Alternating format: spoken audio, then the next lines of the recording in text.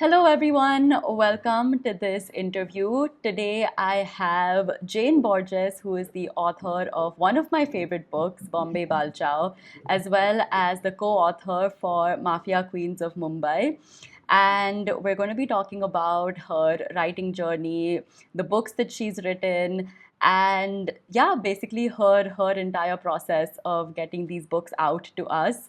So thank you, Jane, for joining us, and thank you for being here. Thank you so much, Shruti, for having me here. Maybe we can start off by you telling us a little bit about your journey as a writer. I believe that you are a journalist. How did you pick journalism as a career? I think journalism was a natural consequence of me wanting to write. And one knows that in India, you cannot really become or you cannot live alone by being a writer, full time writer. And the only other opportunity back then that I saw for myself, because I felt that I could write decently, was journalism. And no, I'd never really thought about wanting to write books. I think journalism was something that I knew I would get into um, very clearly from, say, when I was I was 12 or 13 years old. I knew I wanted to become a journalist. And I used to Right. edit my school magazines. I used to contribute to articles in a newspaper where I lived in Oman, in Muscat.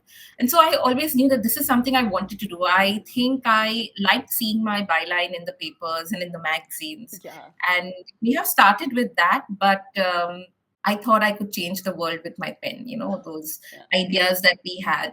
So after I graduated from Sophia College in 2008, I joined the Asian Age newspaper. I started off as a sub editor there.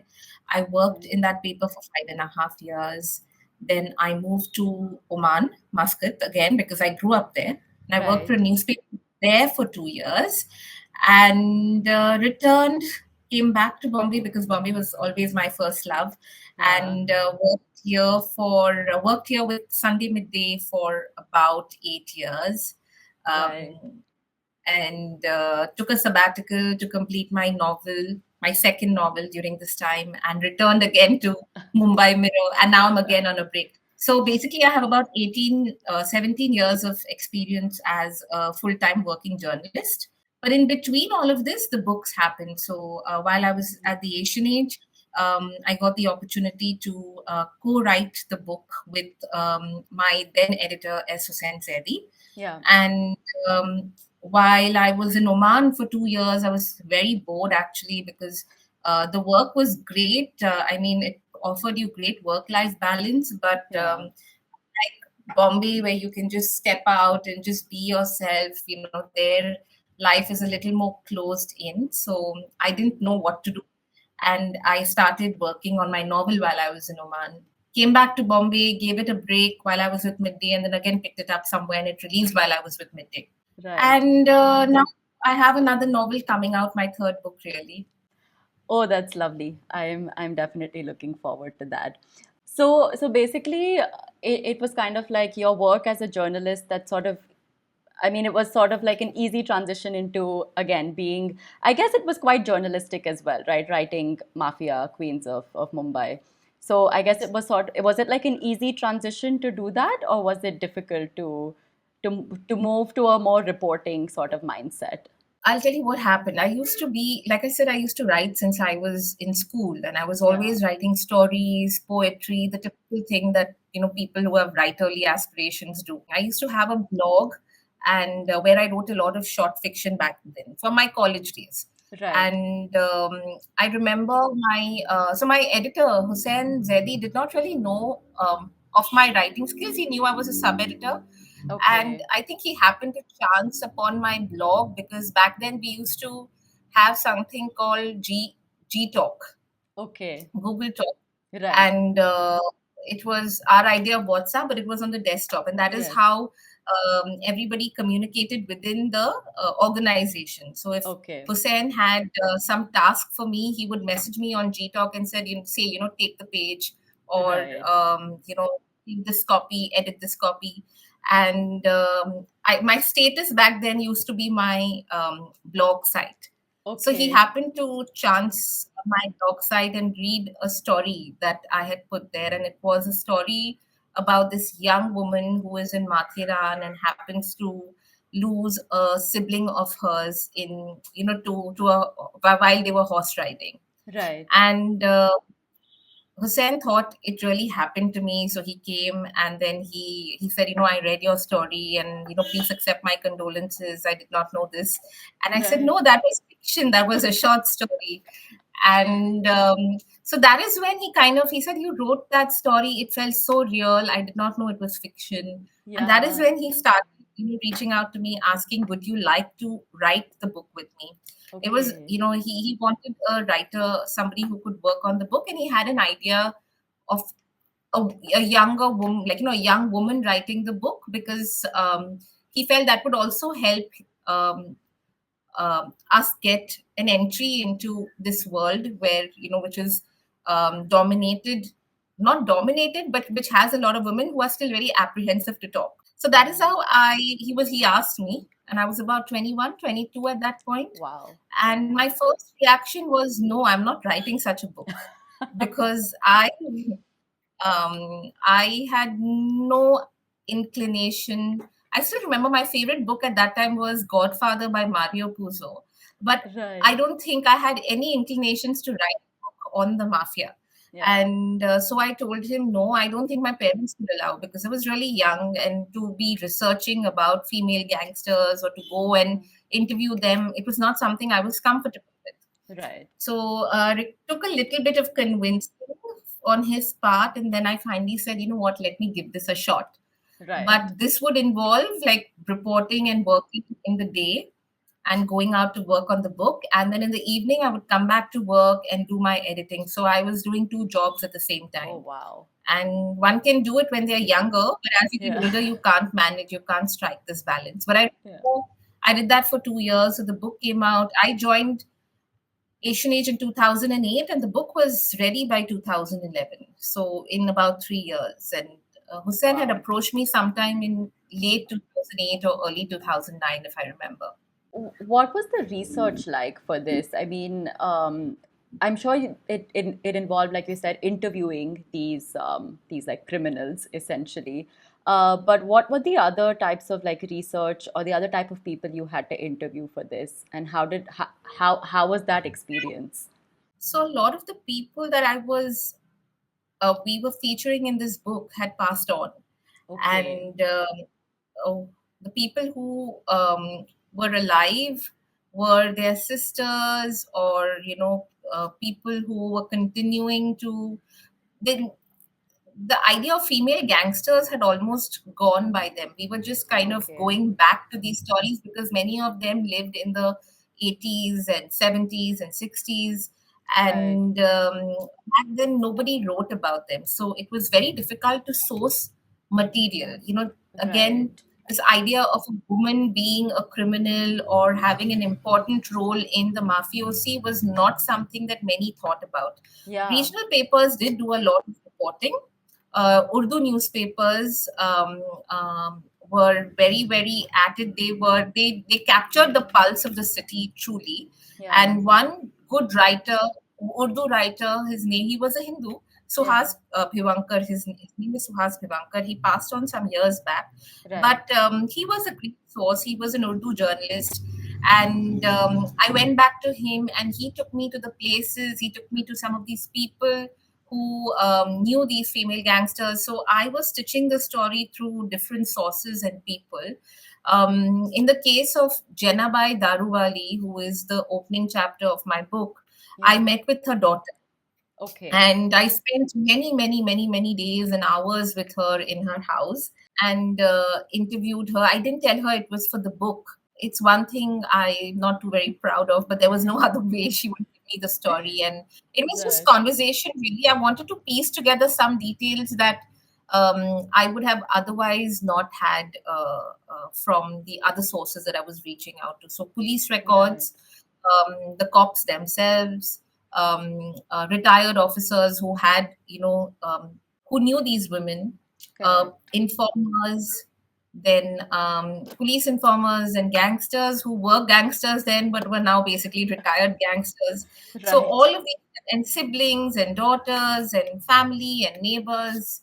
I Right. was going, reporting and interviewing anyone and everyone I found. Did you ever feel like scared when you had to sit down with them or enter their homes? How was that experience? There's one chapter where I talk about my experience because there were two women who I really met. They were involved in selling drugs or puris as you would call them, Right. um, small packets of cocaine, Yeah. and I met very early on in my research. I met Jyoti Adiram Lingam Right. via her daughter. So I had gone to the anti-narcotic cell Right. in Azad Maidan, and I met her daughter there. She was Right. arrested because she was found with excessive amounts of drugs that she was selling, or something of that sort. Oh wow. And I asked her if she could introduce me to her mother, Jyoti Adiram Lingam. Right. Jyoti Adiram Lingam had been written about in the papers in passing, like Hussein had written about her. Right. But again, he'd never met.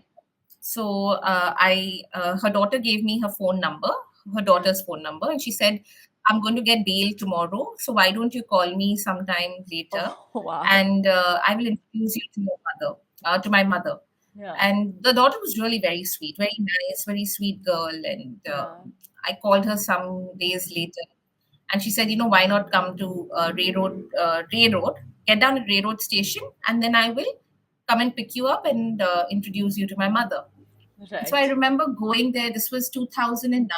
I went with my very close friend, Yeah. and because I wasn't sure if I wanted to go alone. And the two of us, and my friend knew a bit of Tamil, and Jyoti Adiram Lingam was Tamilian. My friend was Right. Malayali, but she understood Tamil. So I was hoping that she could, if there was a problem with translation or Yeah. something, she would be of help. And so we get down, we go to these opposite railroad station. There was these slums that were lined on a row or on a stretch of road, Yeah. and we walk into a hut, not a hut, a thatched kacha house. I remember, Right. and with metal sheets, basically made of metal sheets. But as soon as you walk in, it's a large home. It's a large room. There is Right. a big refrigerator. There's a big television set. There's a Yeah. bed, and there is and there's a family sitting around, and there's a big plate of food that has been kept at the center. Yeah. Jyoti is not in yet, but she walks in 5 minutes later, and she just sits. Now, I'm not very sure about the sequence of events, but this is my memory. The book Yeah. has the details actually, Right. but I didn't read it before this interview. And she sits on this chair on the stool, and she is filled with gold. She's wearing different kinds of gold necklaces on her. It's like she's getting married. Oh Such wow. thick gold necklaces. And again, I lied, saying I'm a social worker. I just wanted to come and meet you. I was keen. Yeah. I wanted to reach out to another drug lordess named Yeah. Mahalakshmi Papa Money, Right. who Jyoti worked under. But Right. Jyoti was very menacing herself, and she just sized me up throughout, just looking at me up, down, looking at my friend. She asked my friend if you're Malayali, I remember, and she Yeah. got it right without even speaking to my friend. Right. And I think she told us that I know you are not social workers, something on those lines. Oh And then wow. she just started eating the food without any conversation. Then I asked her if I could meet Mahalakshmi Papa Mani, and she said, "No, you can't." And then she just let me go. And she was eating with both the hands. It was really, as she was trying to scare me, darting a look at me every now and Yeah. then. And I was 21. We walked out of the hut, Yeah. the house actually, and we started walking towards railroad station, and we noticed that two men were following us throughout, and these men were following us even after we got down at CST, Oh wow. from where then they let us go. But it was quite scary. So that Yeah. I have a very, very vivid memory of, because it did, a chill did run down my spine Yes. after that encounter. What was the most surprising thing of like meeting these these women? Some like, did you have any preconceived notions of like how they would be? And did anything surprise you? I did not have any preconceived notions. The reason being that you don't see such strong characters in popular narrative, right? In cinema Yes, also, till then we exactly. there were hardly any movies where you'd have women play such strong roles that you Yeah, would, and someone who's wielding a gun or a knife.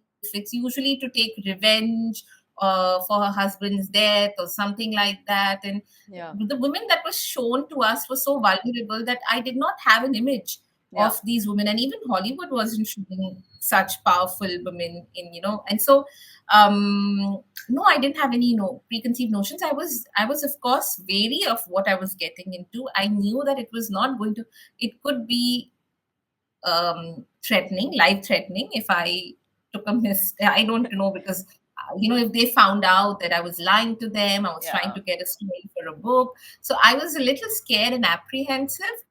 But once you're there, you're just going and doing your work. You're trying to find a story and you're doing your interviews. And yeah, even when I was writing the book, I did not feel this so much. It was only when the book came out that I got a little scared.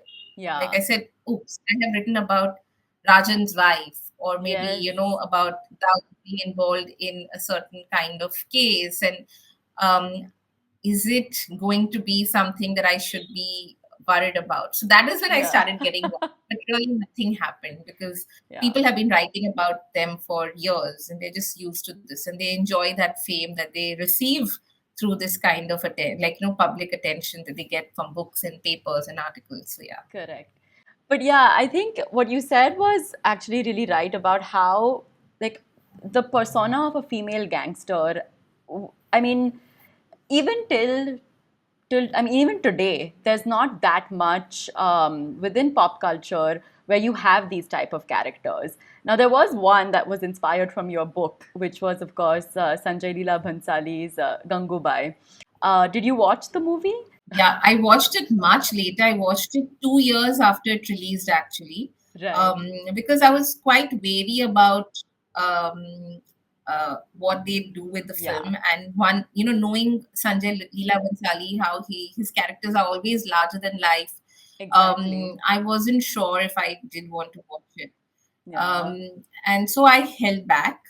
right. And for a very long time, for close to 2 years, until I finally decided, you know what, let me just watch it, and I enjoyed it. Yeah, Was it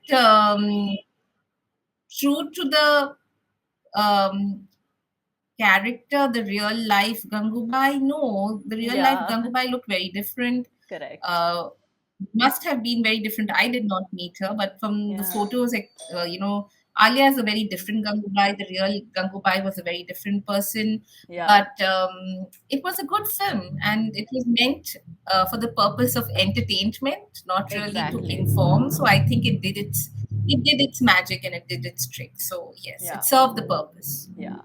I think the thing with Sanjay Leela Bhansali movies is that they are a little romanticized.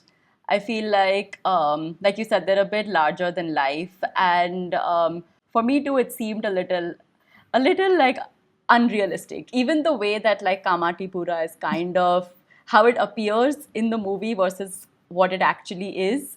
Having lived in Bombay, and even though I know that Sanjay Leela Bhansali is also from that area, I don't know. It looked very sanitized rather than sort of the reality. It did look very, I wouldn't say sanitized, it looked very gritty, dark, and he tried to do all of that through the camera work. But Yeah. it was cinematic in its Yeah. experience, right? Because Yeah. real life is not cinematic. Exactly. And till Gangubai released, I think Gangubai released in 2021 Yes. or 2022, I can't remember. Yeah. And till before Gangubai released, my book had existed for close to 11 or 10 years. Yeah. And not many people knew about it. Like, I mean, it was a bestseller, but it was among people who read books. But Right. what he did for the character was he made it more he made her more massy. He Correct. brought her to the fore, and everyone and everybody knew Gangubai, though we'd written about Gangubai 12 years earlier. And much Right. before I had written about Gangubai, there were so many other writers like Suhas Bhivankar or Abid Surti who'd written about Gangubai in their stories. But Yeah. again, because they were writing in Urdu, not many people had read about Yeah. her. Right.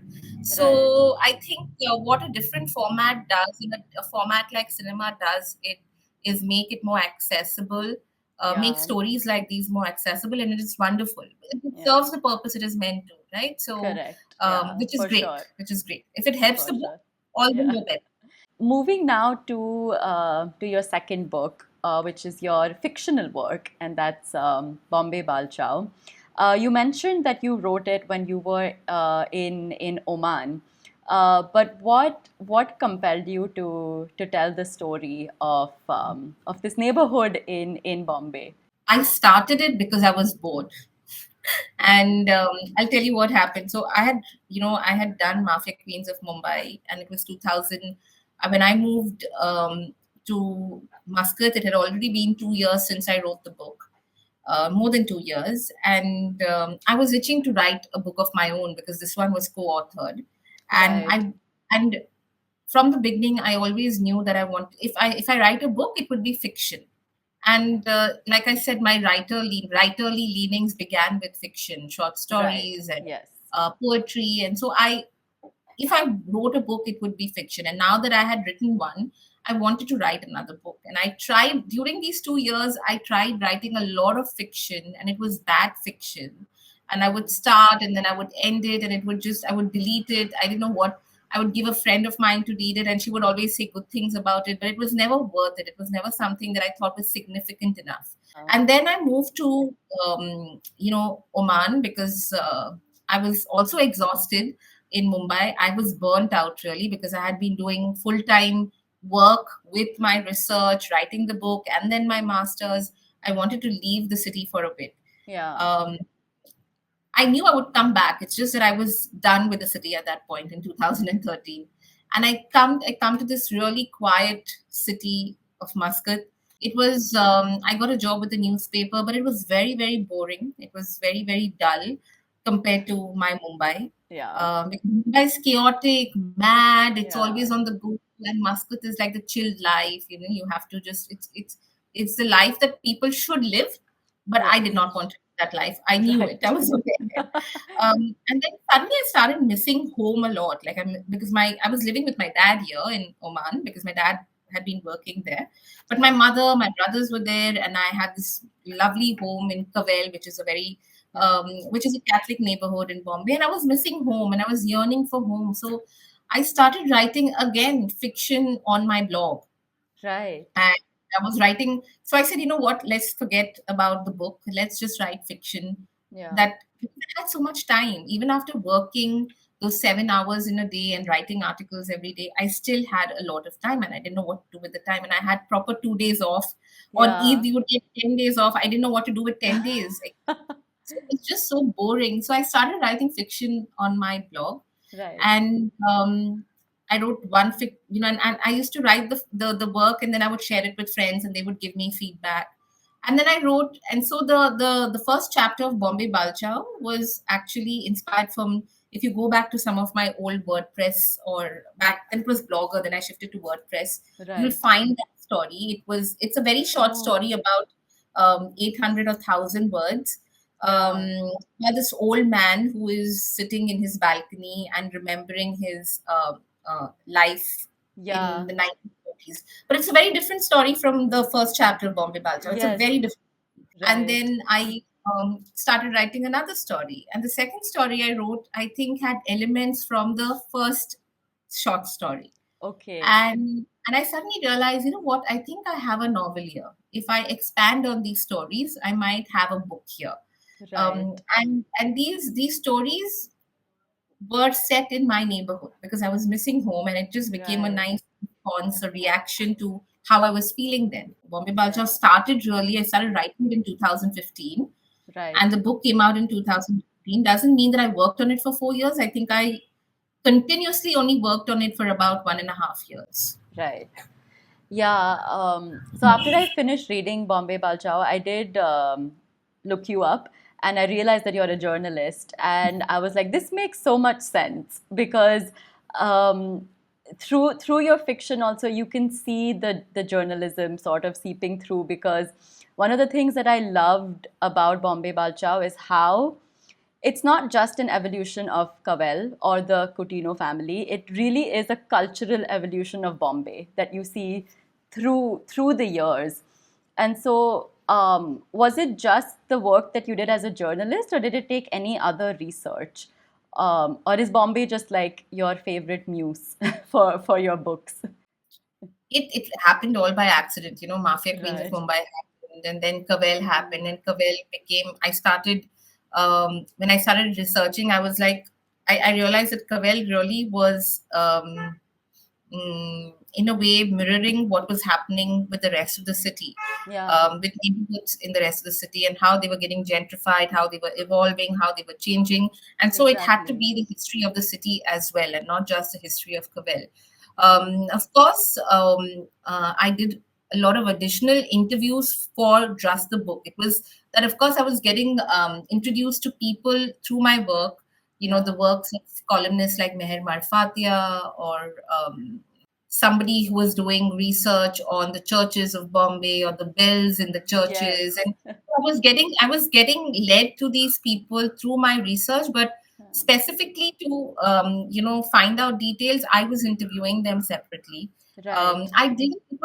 I did not want to make it very, very historical. I still wanted it to be rooted in fiction, but Exactly. I tried, because I think the journalist in you never leaves. I Yeah. try to put those bits in it. My new novel is very differently done, because I think I have done more research, more interviews, a Mm. lot more interviews, and they have all these interviews have really informed the writing. So I've worked with Okay. real facts and played with these facts to write my fiction. Whereas Okay. with Bombay Balcho, it was all imagined, and then I started adding the facts later, because Right. it started differently, the process started differently. With this one, I was a little more thorough, Yeah. and I said, no, I have to work with the facts before I write my story. For the characters in Bombay Balcha, are they influenced by the people who you met when you lived in Cavel? Since you said that you're from there, and has anyone, I don't know, anyone from your neighborhood, if they've read the book, have they said, "Oh, this sounds like me"? Did that ever happen?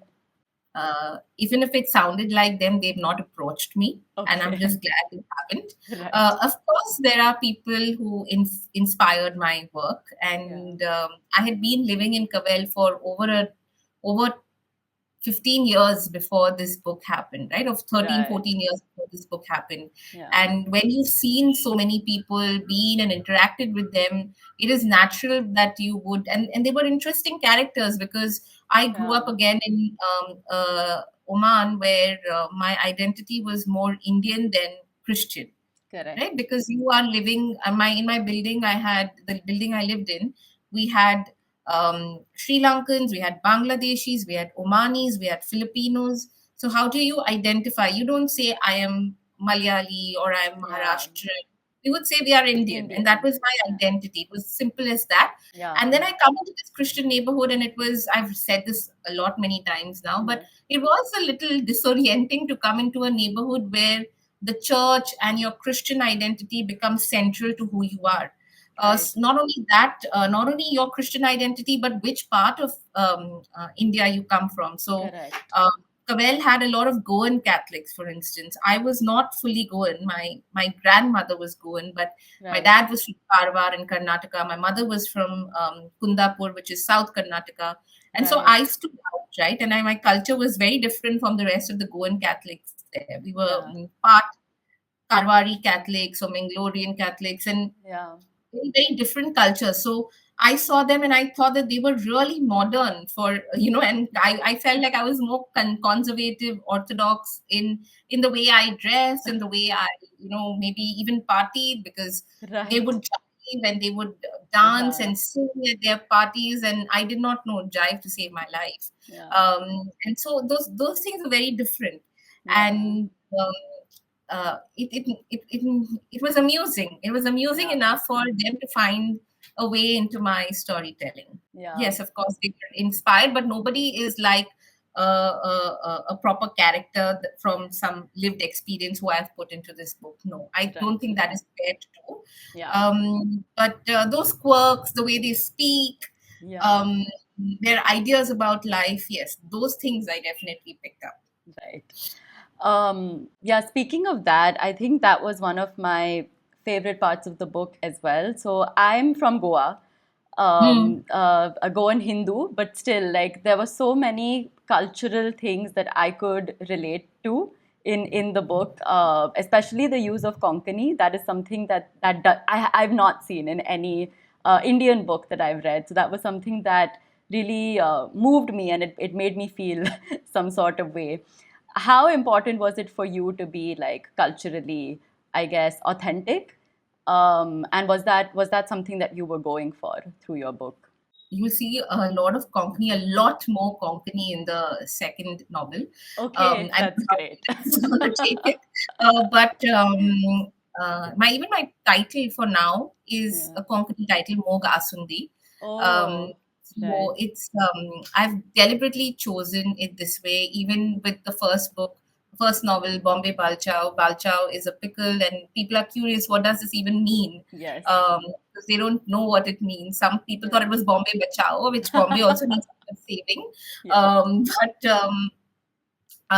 why did I use Konkani? So I'll tell you what I see in a lot of English novels, Indian English novels, is Yeah. that they um, because we don't speak English day in and day out, right? We speak Yes. in our own languages, regional languages, Hindi, Yeah. Marathi, Malayalam. And what the writers do is to translate that in their novels. That Correct. so they don't capture the language, but they translate it into English and put it out beautifully, very literally in Correct. whatever way. Um, what was the difference between my novel was I was writing about a predominantly English speaking community. The Yeah. community spoke English, so I did not have to translate that really. I didn't have to Yeah. translate it into my book. This is how they spoke. I Correct. speak English in my house. My other Christian neighbors, they spoke English in their house. For me, then it was very important to authentically capture that English. Yes. And that English is different from the English that is spoken in the West, Yeah. in America, in the UK, or any other English-speaking country. It's a very very unique English, Correct. and the Americans are able to capture that English.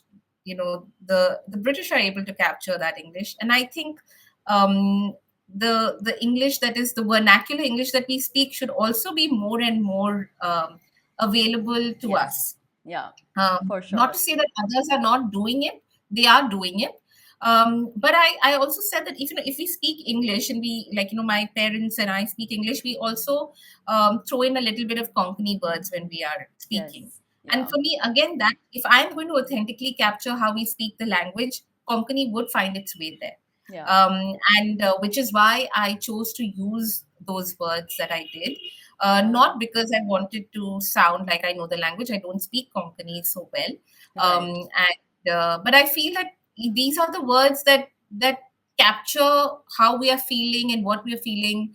And sometimes we don't have the words for it in the English language. And so, Correct. which is why we make that shift and suddenly start speaking in Konkani. And then we go Yes. back to speaking in English. And Yeah. for me, it was not a very conscious thing. I didn't do that very Yeah. consciously. I wasn't very aware of it. But Yeah. if I was trying to have a conversation between, so I don't do it when I'm writing the story, right? When I'm writing the story, it's my Yeah. voice, I'm writing in English. But the moment I have two characters speaking in English, that changes for me. Yeah. And because they don't speak my English, they speak a very different English. And I needed Correct. to bring that out in the book to truly represent the community, and in close to authentically, if not authentically. Yeah. No, I think for me it felt very, very authentic because, I'm so glad to hear that. yeah, yeah, because it sounds very similar to the way I've heard people in Goa at least speak. And then, yeah, so it was really, really nice to read that. But yes, moving on from Bombay Balchao, you've spoken about your the next novel that you're writing. But before we speak about that, I read something on your Instagram that was very interesting. You call yourself a memory keeper, and you've also founded something which is called Soboikar. Is that correct? Which is, I think, Yes. also about preserving like culture and heritage in South Bombay, I'm guessing. So can you Hmm. speak a little bit about that? Why do you call yourself a memory keeper? What happened after I wrote Bombay Balcho was, again, I was struggling with another idea for a book. Yeah, And I was very surprised with the reception that Bombay Balcho received. And I was a bit overwhelmed. And yeah, I just did not know if I had another book immediately. Bombay Balcho came out in 2019, and the next book I think I started writing in November 2023. So right. it was a good 4 years. In between that, I really wanted to do something, and I realized that there was a great amount of curiosity for Christian neighborhoods among people, and these neighborhoods were now vanishing. And it's not just Christian neighborhoods, it's Maharashtrian neighborhoods, Parsi neighborhood, Tamil neighborhoods. All these neighborhoods are vanishing. But I Yeah, could, because I come from the community, I best knew what was happening within that demographic. right. And I realized that Cavel, that itself, had changed so much since I started writing the book and since the Yeah, book came. yeah, And if I did not document this, not just through fiction, but through real stories, these stories would completely vanish. right. So around the time while I was doing my journalism, I happened to meet Malvika Bhatia, who runs something called the Citizens Archive of India. Okay, And she's been doing this oral history project, which involves interviewing people born before or on 1947 okay. to understand a changing India. And I'd interviewed Malvika Bhatia a couple of times for the paper. And Yeah, the more I interviewed her, the more I knew I wanted to do something similar.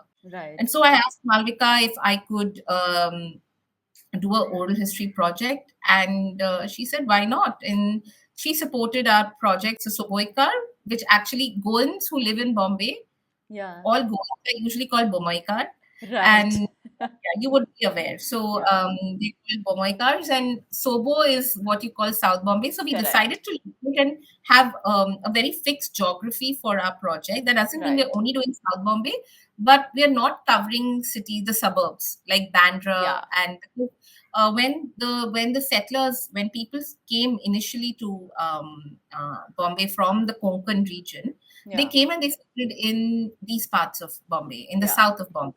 right. And they then shaped these neighborhoods in a big way. So you have Mazgao, Baikala, Dhobi Yes. Talao, Kulaba, Yeah, all of them, and even parts of Fort, they were predominantly, had a very strong, predominantly Goan community, which is why yeah, you see churches every few, 600-700 meters sometimes, yeah, just, sitting close to each other. What is yeah, happening? None, there are no people in these, in these churches anymore because all of them have yeah, migrated. yeah, And so we started this project where right. we do long interviews, video interviews with people who can share their stories about living within these communities. What was it like growing up? Oh, wow. Take us through their lives, their family lives. And while doing these interviews, I think the idea that I could have another Bombay novel came about. Nice.